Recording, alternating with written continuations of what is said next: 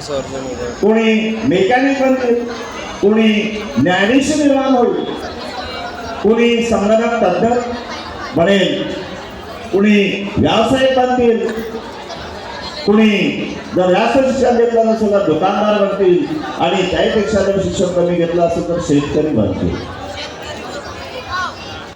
जर इकडे तिकडे नोकरी मिळाली नाही तर मग शेतकरी. आजच्या काळामध्ये आजची जी पिढी आहे ही पिढी व्यसनाकडे वळलेली दिसून येते.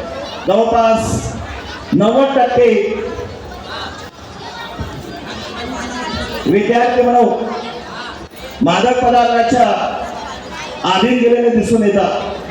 त्यामध्ये कसे तंबाखू आहे, गुटखा आहे, मादक पेय आहे, याच्या अधीन झालेले दिसतात. बऱ्याचदा मी माझ्या क्लासमध्ये आल्यानंतर काही विद्यार्थी खर्रा खाऊन आतमध्ये बसलेले असतात.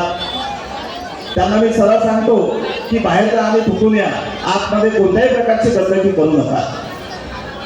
कारण तुम्ही गुटखा म्हणा किंवा तंबाखू म्हणा यापासून दूर असलं पाहिजे.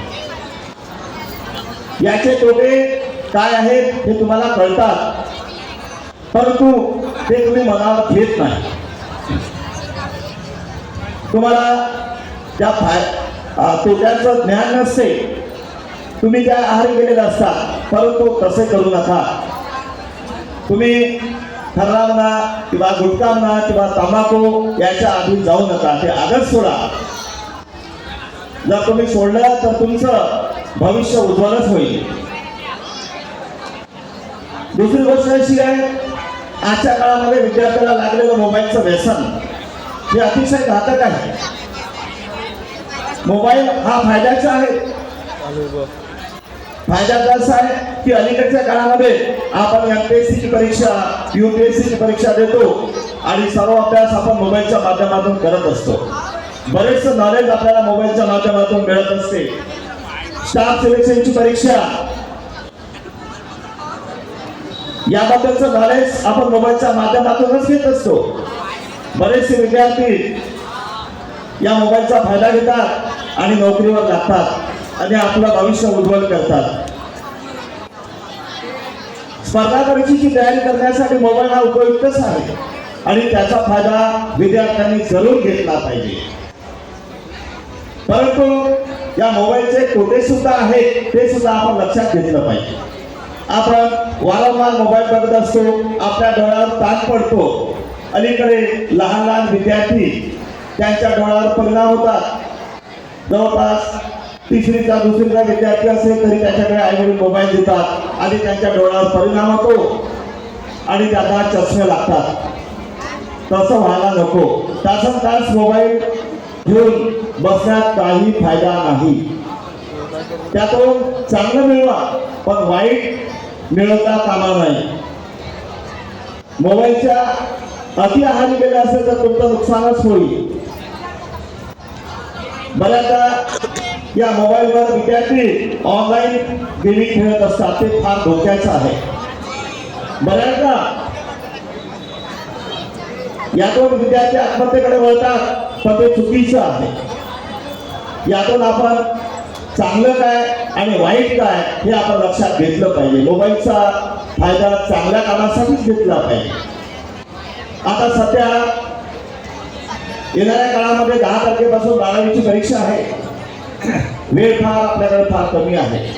अलीकडे आपण मोबाईलचा वापर टाळला पाहिजे. ज्यावेळेस आपण अभ्यास करतो त्यावेळेपुरता तरी मोबाईल आपण बाजूला सारला पाहिजे. अतिशय महत्त्वाचं असेल तरच मोबाईल हाताळा, अन्यथा हाताळू नका. कारण मोबाईलमध्ये जर एखाद्याचा फोन आला असेल, मेसेज आला असेल तर आपली अभ्यासाची लिंक तुटते. तर ती तुटता कामा नये. ती लिंक तुमची लागून असली पाहिजे.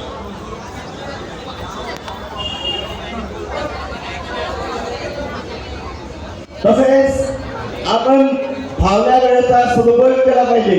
जसं रिकाम्या वेळेत थोडा वेळ खेळलं पाहिजे, मनोरंजन केलं पाहिजे. काही कालावधी शिल्लक असेल तर समाजसेवा सुद्धा केली पाहिजे. भविष्यकालीन जीवन आपल्याला घडवायचं असेल तर काही कॉम्प्युटरचे कोर्स केले पाहिजे, त्यातून तुम्हाला ज्ञान मिळेल, एक डिप्लोमा मिळेल, त्यातून एखादी छोटी मोठी नोकरी मिळू शकेल. तसेच संकट काळामध्ये विद्यार्थ्यांनी एकमेकांना मदत केली पाहिजे. तुम्ही मित्र एखादा सरकार कौशल्य असेल तर त्याला मदत करा, गरिबांना सुद्धा मदत केली पाहिजे. ही आहे एक समाजसेवा, ही आपण केली पाहिजे. शेवटी महत्वाचं सांगण्यास, आपण आपल्या आई वडिलांची सेवा केली पाहिजे. आपले आई वडील फार कष्टातून आपल्याला शिकवित असतात, ते घाम गाळत असतात, तुम्हाला कॉलेजमध्ये पाठवतात, ते कॉलेजची फी भरतात, येण्या जाण्याचा खर्च करतात. त्याची तुम्ही जाणीव ठेवली पाहिजे आणि ती जाणीव ठेवूनच आपण अभ्यासाकडे लक्ष दिलं पाहिजे. आपले आई वडील आपले गुरु असतात, त्यांच्याकडे विशेष लक्ष द्या. म्हातारे आई वडील त्यांना आपल्यापासून दूर सारू नका.